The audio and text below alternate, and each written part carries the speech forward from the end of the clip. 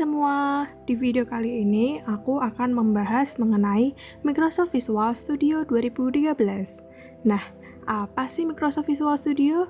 Microsoft Visual Studio adalah sebuah aplikasi yang digunakan untuk membantu dalam membuat sebuah program berbasis komputer. Aplikasi ini juga dapat digunakan untuk membuat aplikasi web, ASP.NET, XML, web, service, aplikasi desktop, dan aplikasi mobile. Microsoft Visual Studio menggunakan bahasa pemrograman di bawah platform .NET seperti Visual Basic, Visual C++, Visual C, dan Visual C. Nah, langsung aja yuk kita ke video cara pembuatan programnya. Check it out! Nah, sebelum kalian membuat program, kalian harus memiliki aplikasinya terlebih dahulu. Nah, di sini aku akan membuka aplikasinya yang sudah aku download ya. Nah, ini ada Microsoft Visual Studio 2013. Nah, di sini itu ada pilihan kalau mau membuat project baru, kita tinggal klik New Project atau CTRLN. Terus kalau mau membuka project lama, tinggal Open Project. Nah, terus ini ada project-project yang sebelumnya di recent. Nah, kali ini aku akan membuat program project baru ya. Nah, aku klik New Project. Nah, di sini template-nya tuh banyak banget. Ini ada Visual Basic, Visual C++, Visual C++, Visual F, JavaScript, dan lain-lain. Nah, kali ini aku akan menggunakan Visual Basic saja. Terus aku pilih ke Windows. Nah, lalu aku pilih ke Windows Form Application. Nah, setelah itu aku akan mengubah namanya menjadi misalnya tugas 1 toolbox, karena di sini aku akan membahas toolbox-nya ya. Nah, setelah itu ini kan berarti disimpannya di D, nama foldernya itu MS Visual Studio. Nah, kalian bisa ganti, nanti ini terserah kalian diganti di mana, tapi aku nggak di sini aja. Terus aku ketikkan OK.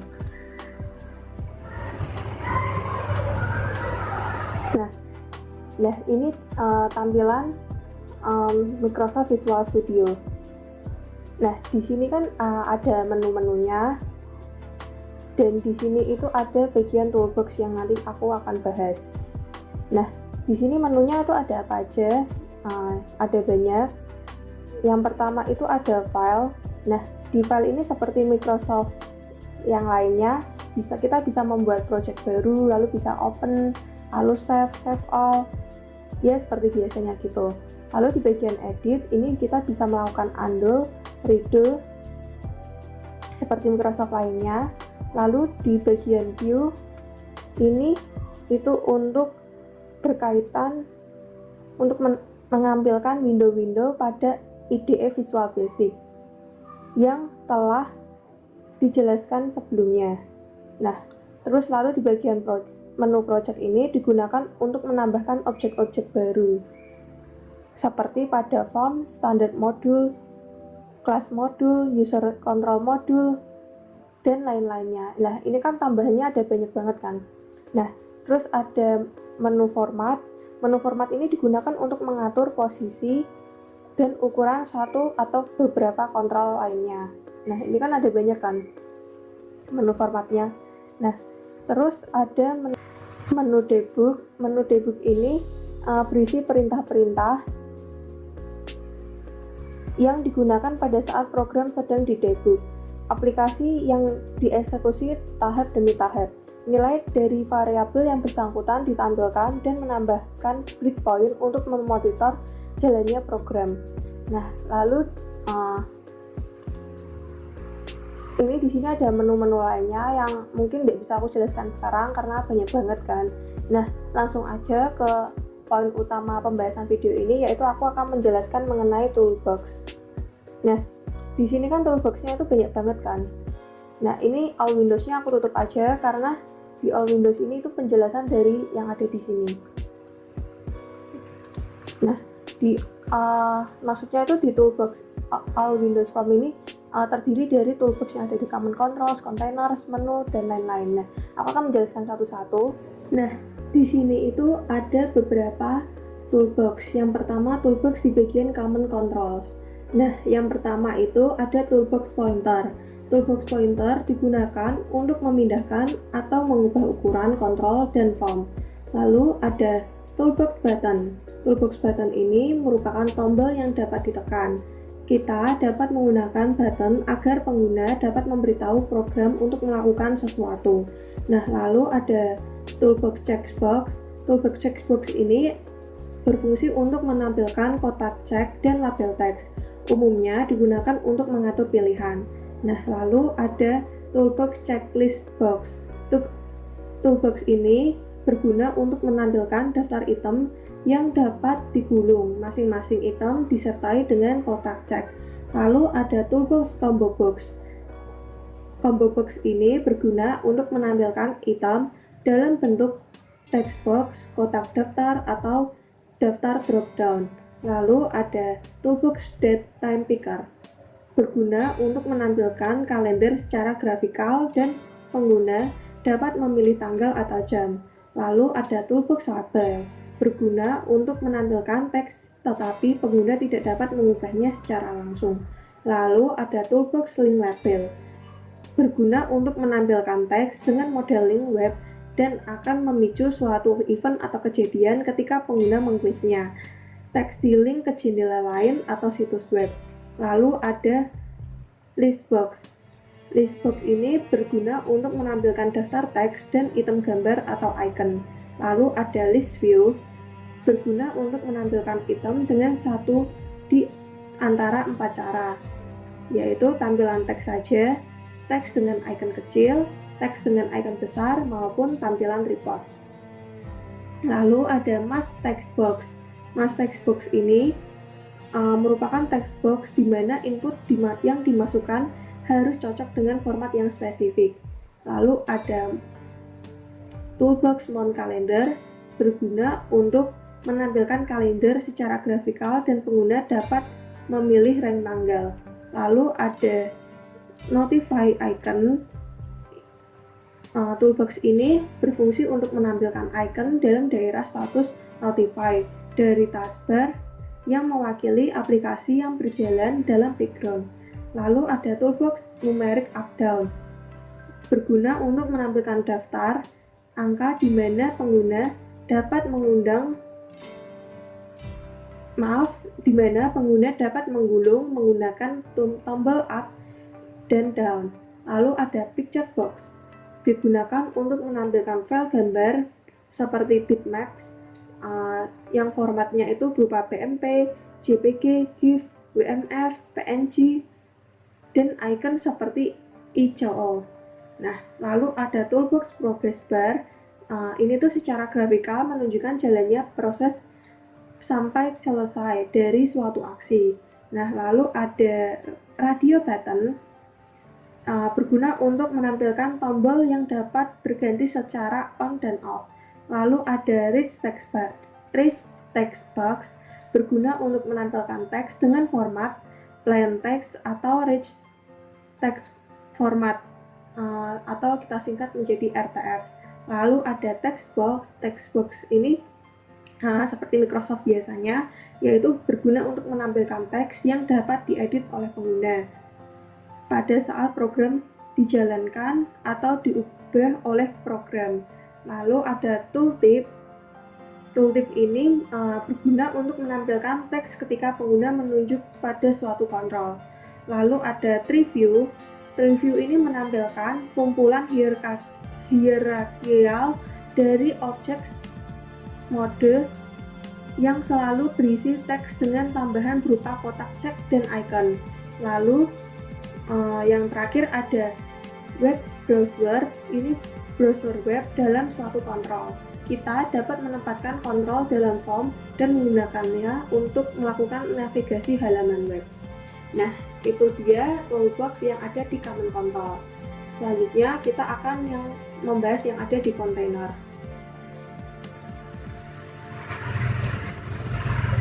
Toolbox yang ada di container yang pertama pasti ada pointer. Pointer ini sama fungsinya, yaitu untuk memindahkan atau mengubah ukuran kontrol dalam form. Lalu toolbox yang kedua ada Flow Layout Panel, berguna untuk menampilkan kontrol dan dimuat dalam baris atau kolom. Contohnya, jika diatur baris, maka akan ditempatkan kontrol berikutnya ke tiap-tiap baris secara horizontal sampai ruangan penuh, dan berikutnya akan dimulai pada baris baru. Lalu ada Group Box. Group Box ini akan mengelompokkan kumpulan kontrol seperti radio, button, dan bisa diberi label, judul, dan frame yang tidak dapat digulung. Lalu selanjutnya ada Toolbox Panel. Ini berguna untuk mengelompokkan kumpulan kontrol yang tidak bisa diberi label, judul, dan frame yang dapat digulung. Nah, selanjutnya ada Split Container. Ini bisa memperbolehkan pengguna untuk mendrag suatu pemisah secara horizontal ataupun vertikal untuk mengubah ukuran ruang di antara dua daerah dalam kontrol. Nah, selanjutnya ada Tab Control. Tab Control ini akan menyediakan halaman tab untuk mengorganisasikan dan mengakses objek yang dikelompokkan secara efisien. Nah, terakhir yang ada di Toolbox Container yaitu Table Layout Panel, berfungsi untuk menampilkan kontrol dan dimuat dalam suatu grid. Nah, selanjutnya kita akan membahas yang ketiga yaitu toolbox yang ada di menu dan toolbars. Nah, seperti biasanya pasti ada pointer, yaitu berfungsi untuk memindahkan dan mengubah ukuran, kontrol, dan form. Lalu yang kedua ada konteks menu strip, yaitu berguna untuk menampilkan menu pop-up ketika pengguna mengklik mouse kanan pada suatu objek. Lalu yang ketiga ada menu strip, berfungsi untuk membuat menu yang di dalamnya terdapat submenu yang ditambahkan mewakili menu utama, submenu, dan item menu form. Lalu yang keempat ada status strip. Ini tuh terletak di bagian bawah form, induk, dan berisi informasi tentang keadaan aplikasi sekarang. Informasi ditampilkan dalam jendela yang memiliki frame atau panel. Lalu yang kelima ada tool strip. Tool strip ini akan menampilkan kumpulan tombol, drop down, dan tool lainnya agar pengguna dapat mengontrol aplikasi.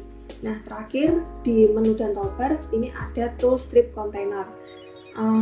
Container ini akan mengatur kontrol tool strip untuk dock atau menempel pada tepi form. Nah, selanjutnya toolbox di bagian data. Nah, toolbox di bagian data ini yang pertama ada pointer yang sama fungsinya untuk memindahkan atau mengubah ukuran, kontrol, dan form. Lalu yang kedua itu ada chart untuk menampilkan data berbentuk chart atau grafik sehingga dapat dilihat tingkat kenaikan maupun penurunan jumlah suatu data.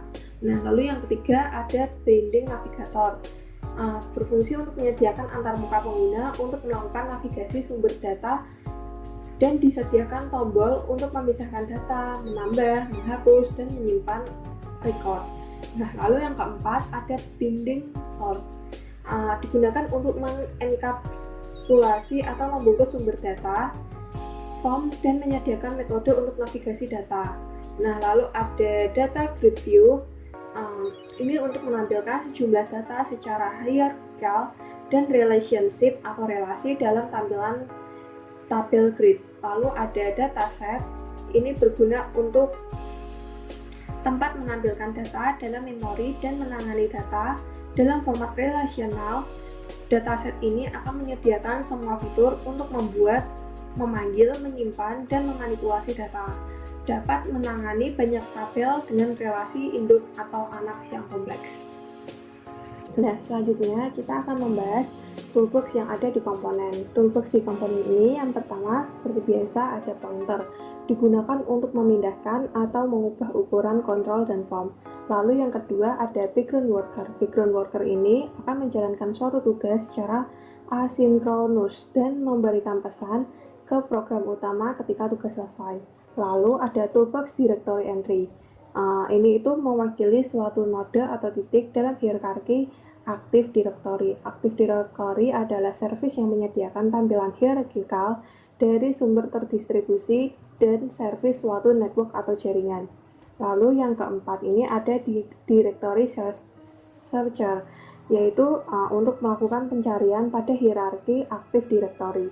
Lalu yang kelima ada error provider, digunakan untuk menampilkan informasi kesalahan ke pengguna. Lalu yang kelima ada event log. Event log ini digunakan untuk menyediakan akses ke log event Windows. Lalu yang ketujuh ini ada file system watcher. File system watcher ini akan memberi pesan jika aplikasi mengubah direktori atau file. Lalu yang kedelapan ada help provider, digunakan untuk menampilkan help untuk kontrol yang memiliki help jika pengguna mengatur fokus pada kontrol dan menekan F1. Lalu yang kesembilan ada image list. Di sini berfungsi sebagai tempat penyimpanan gambar. Kontrol image list dan gambar yang ada di dalamnya dapat digunakan pada lebih dari satu objek. Lalu yang ke-10 ada message queue, QQ, digunakan untuk menyediakan komunikasi di antara aplikasi yang berbeda. Lalu yang ke-11 ada performance counter, digunakan untuk menyediakan akses ke counter performa Windows. Lalu yang ke-12 ada toolbox process, digunakan untuk mengizinkan program berinteraksi dengan proses dan untuk start atau stop proses lainnya. Lalu yang ke-13 ada serial port, digunakan untuk mewakili port serial dan menyediakan metode untuk mengontrol, membaca, dan menulisnya. Lalu yang ke-14 ada service controller, digunakan untuk mewakili service Windows dan memperbolehkan kita untuk memanipulasi service.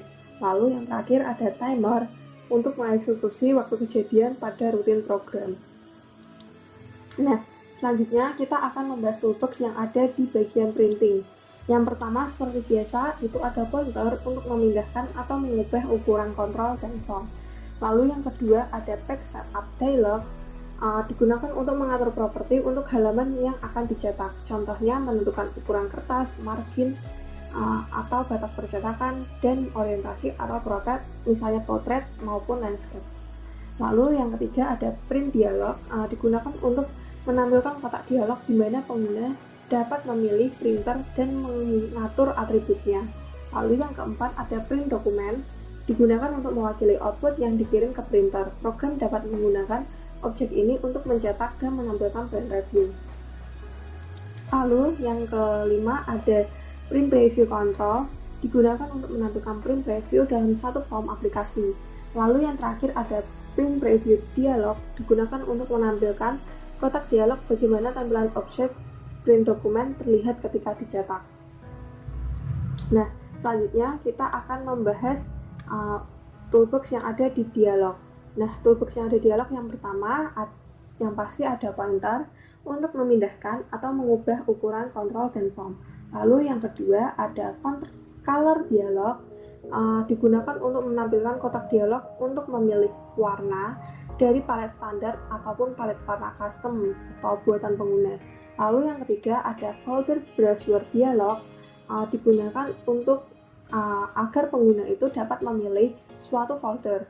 Lalu yang kelima ada font dialog. Font dialog ini akan menampilkan kotak dialog di mana pengguna dapat mengatur font dan atributnya. Lalu yang kelima ada open file dialog, digunakan untuk menampilkan kotak dialog di mana pengguna dapat melakukan navigasi dan membuka file. Lalu yang terakhir ada save file dialog, digunakan untuk menampilkan kotak dialog di mana pengguna dapat memberi nama dan menyimpan file. Nah, selanjutnya kita akan membahas toolbox yang ada di reporting. Yang pertama itu ada pointer. Pointer ini digunakan untuk memindahkan atau mengubah ukuran kontrol dan form. Nah, di sini selain pointer cuma ada satu, yaitu ada report viewer. Digunakan dalam framework Net untuk mengikat dan menampilkan laporan report. Nah, lalu yang terakhir itu ada toolbox di bagian WPF interoperability. Nah, artinya itu WPF itu Windows Presentation Foundation. Interoperability itu artinya terhubung dengan hal lain gitu. Nah, yang pertama ada pointer seperti biasa, yaitu untuk memindahkan atau mengubah ukuran kontrol dan form. Lalu di sini ada elemen host. Elemen host ini akan di mana host itu terisi suatu link gitu. Nah, nanti akan saling terhubung jika ada WPF interoperability.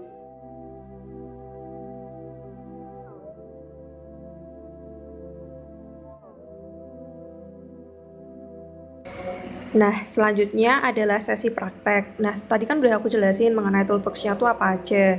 Nah, kali ini aku akan menggunakan salah satu toolbox-nya biar kita tuh tahu fungsi toolbox-nya tuh secara prakteknya tuh kayak gimana. Nah, kalian bisa ubah pin-nya tuh biar kayak toolbox-nya tuh nggak nutupin gitu ya.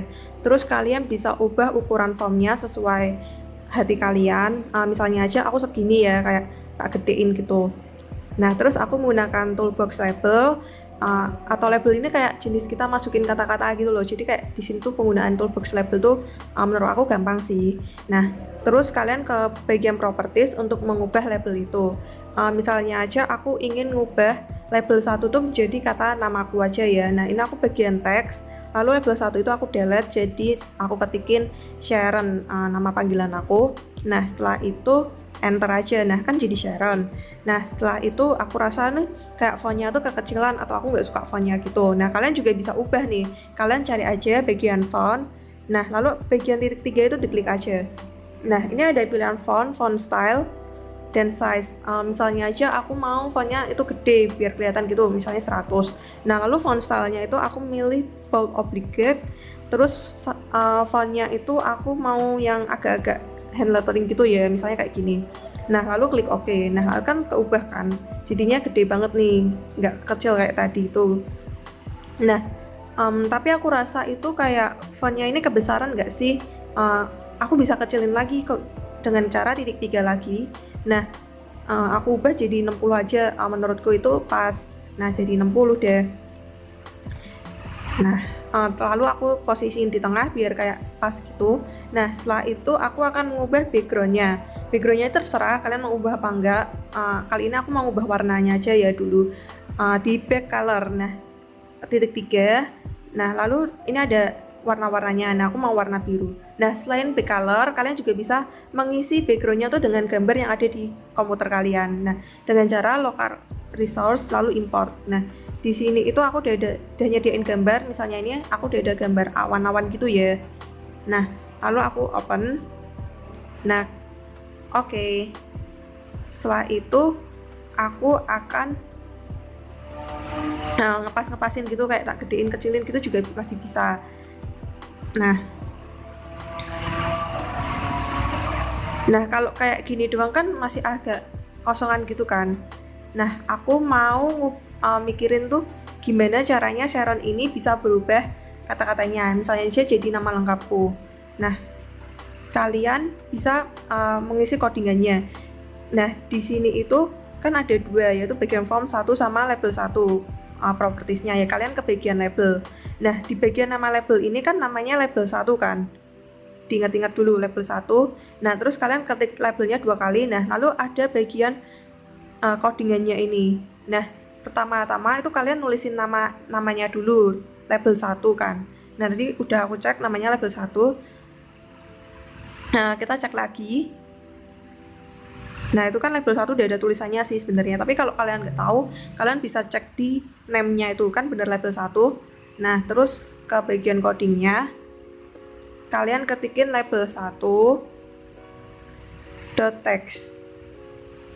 Nah, kenapa teks ya? Karena kan labelnya tuh berbentuk teks gitu kan. Terus sama dengan, nah, kata-kata apa yang ingin kalian ubah gitu loh. Tadi kan namanya Sharon. Nah, tiba-tiba aku mau ubah jadi Antonia Audi Sharon setelah diklik gitu. Nah, kalian ketikin aja.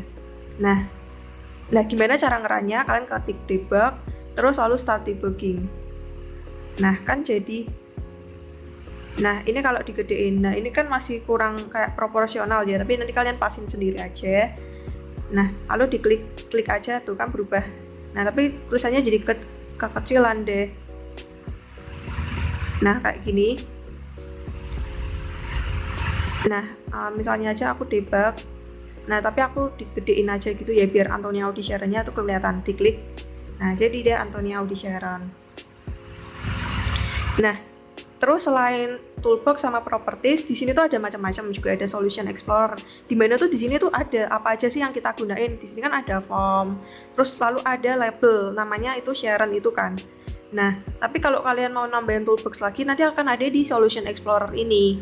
Nah, selain solution explorer, di sini juga ada error list. Dan tadi kan kita masukin codingan ya. Nanti kalau codingannya kita salah, nanti akan ada pemberitahuan di situ. Nah, lalu ada properties yang kita gunakan untuk ngedit-ngedit control dan toolbox yang kita gunain tadi itu. Nah, sekian praktek dari saya. Kira-kira semoga praktek ini tuh dapat membantu kalian ya. See you. Nah, itu dia toolbox yang ada di Microsoft Visual Studio 2013. Nah, jika menurut saya ini videonya sudah cukup. Jika ada salah kata, mohon maaf. Dan terima kasih sudah menonton video ini sampai selesai. Terima kasih dan sampai jumpa di video selanjutnya. Bye!